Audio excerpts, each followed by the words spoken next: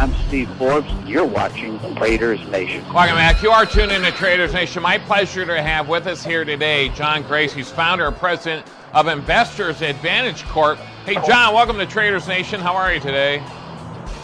I'm good. How are you, Kurt? I'm doing fantastic. Thanks for being with us. Hey, listen, 1 in 5 Americans, that's about 21%, have no retirement of savings at all, John. How can we encourage change on this? Is it possible? Well, I think it's about the attitude, and I think it's about having some confidence. I like to help people understand, if you can quantify it in terms of what do you want in terms of an income, what are you expecting when you stop working to have as an income, and what's the difference? So to me, it's not much different than planning a vacation. A lot of pieces of the puzzle, it can be very... Yeah, sure. So certainly... It can, but if you don't see the target, you don't know what game you're playing. So you just put some money here, some money there, and then you hope for the best and discover that there's just not enough money there, but you never set up the target so that you can see how you might hit it, and that way you can play the game to hit that target. So, John, you may agree on this, I'm sure. So what you're saying here is that folks need to really map out their financial plan. They have got to have a plan. They have to map it out. And quite honestly, they have to stick to it religiously, don't they? And if there's any change, they change it to the upside for betterment. Right, John? Absolutely, and you're precisely right. If we're going to drive to Vegas, you make adjustments, right? You listen to the GPS. You see the sign that says objects on the road. Thank God for the technology. Right. So the same is to looking at our financial future. Yeah. If you need $40,000, it means you have to have $1 million somewhere with a yield of 4%. Right. That's just what it takes. So it's a multiple of that. But again, we've got to see that target. Okay, some would say, hey, listen, I'm 50 years old. Is it too late for me to start saving or start planning for a retirement? Yeah, they should have done it when they were 20, 25, 30, even 35, 40. But, some folks, maybe even lost their assets during the last decade. Is it too late at any age?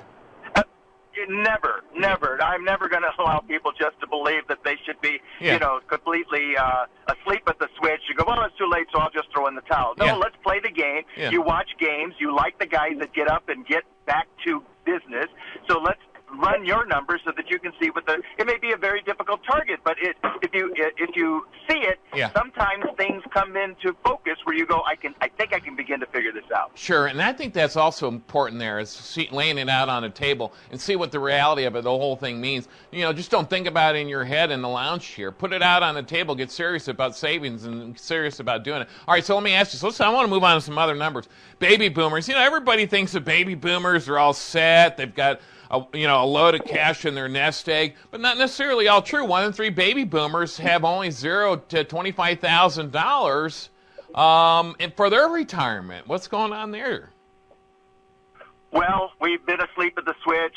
We've been afraid. We lack the confidence. We're fearful. And then we see people say, put the money here, there, or wherever, but we don't help them really recognize, first and foremost, if you're baby boomers are 46 to 64, so that's 72 today, this year, to 54. And as I say, let's look at it in 2018 dollars. To me, that helps because it takes some of the mystery out of inflation.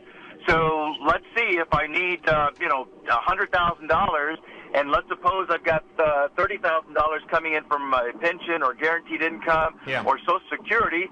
So now the difference is 70. Take 70,000, multiply it times the factor of 25, and we can see that the target in today's dollars is $1,700,000. All right, that's just the target for you to get some clarity. And I think that's fantastic. And we'll set up some tools that folks can hear about to get there. But you mentioned Social Security, and I think this is very important.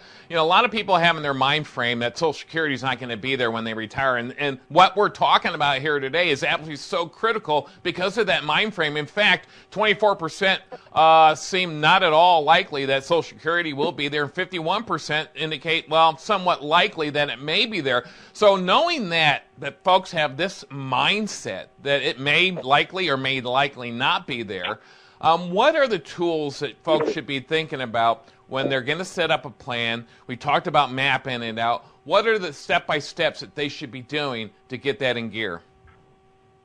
Great question. I always suggest that people go to ssa.gov to see if Social Security does show up, how will it show up for them? It Sure. probably will. I don't think the odds are very high that it won't, particularly for the boomers. Yeah. But, what happens is a lot of people just look at, I can take it now, and they don't factor in if they can keep working every year that they don't start Social Security, it's an 8% increase. So in some cases, it makes a lot of sense not to take it at 62 or 65, but to wait till 70 because that's the ceiling at which the Social Security increases stop, but to keep working to accumulate the money and then see that the Social Security benefits rise significantly at age 70. So make that part of the plan and then look at the difference. As I say, if it's 20 or 30 that you think you're going to have and you need 100, the difference is 70. Now, how are we going to make up for that difference? That's exactly right. It's funny when you mention that folks may be working longer. I think folks actually have that in their plan. I think they are planning. Maybe they feel they have to because they woke up one day, they realize, the money's not there. And if I'm going to live and buy food and buy medicine, I may have to work longer, and they may be working till the age of 70. Your thoughts on that? I think it's a smart play, but don't be lackadaisical about it. Let's be purposeful. All right. So let's look at where are the odds the best for you. It's a personal plan, so that you can see what needs to happen, so that you can make work optional and not live too long with no money, because that's just no fun at all after you've worked all of your life. No. But if you're just kind of flying by the seat of your pants, then maybe you think hope is a strategy. I don't encourage people to think that. But sometimes we, as I say, we fall into this complacency. We're like, it's too hard and it's math, and math is a 4-letter word, and it's too complicated and it's too expensive. Let's just go on vacation. I can figure that out. That's right. Well, hope allows us to sleep better at night, but the next day we got to pay bills, right? We got to pay rent.